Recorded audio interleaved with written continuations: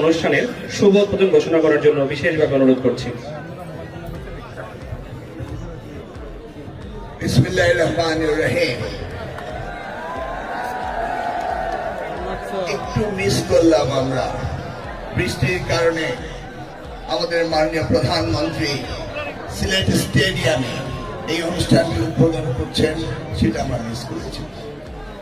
আজকে আমরা চাঁদপুরে নতুন করি 2026 এই অনুষ্ঠানে সভাপতি উপস্থিত রয়েছেন আমাদের মাননীয় সংসদ সদস্য শেখ ফরিদ আহমেদ মানিক, মোমেন সাহেব এবং হান্নান সাহেব সহ আমাদের জেলা প্রশাসক, পুলিশ সুপার সহ আজকের এখানে যারা রয়েছে সুধী মন্ডলী, আসসালামু আলাইকুম।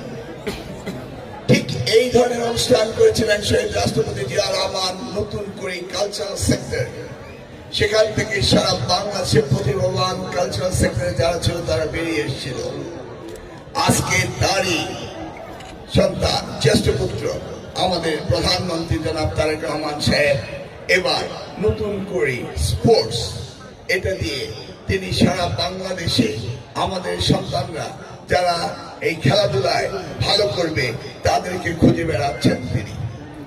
বিশ্বের খেলাধুলার হিস্সা আমরা ন্যায্য পাইনি, সেই জায়গায় যেন আমরা আগামী দিনে আমাদের হিস্সা পেতে পাই, আমাদের সন্তানরা যেন বিশ্বের মানের খেলাধুলার প্রতিযোগিতা করতে পারে, সেই দিকে লক্ষ্য রেখেই তিনি এই অনুষ্ঠান শুরু করেছেন।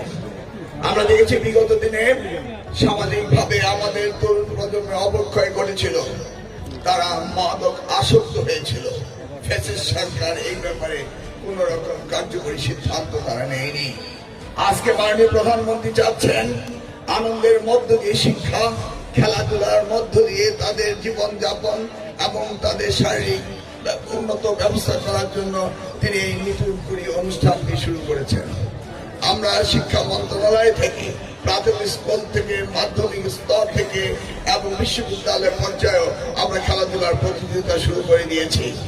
আমরা চাই সারা বছর আমাদের সন্তানরা খেলাধুলা এবং লেখাপড়ায় ব্যস্ত থাকবে, মেধা ও মননের সংস্কার হবে এবং ভবিষ্যৎ প্রজন্মের নতুন জাতি হিসেবে তার বিশ্বের মানচিত্রে আমাদেরকে তুলে ধরবে, এই বিশ্বাস আমাদের রয়েছে। সেই দিক থেকে আজকে এই সরকারের নতুন ভাবে এই স্পোর্টস নতুন করে আমরা শুরু করতে যাচ্ছি মাননীয় প্রধানমন্ত্রীর নির্দেশে।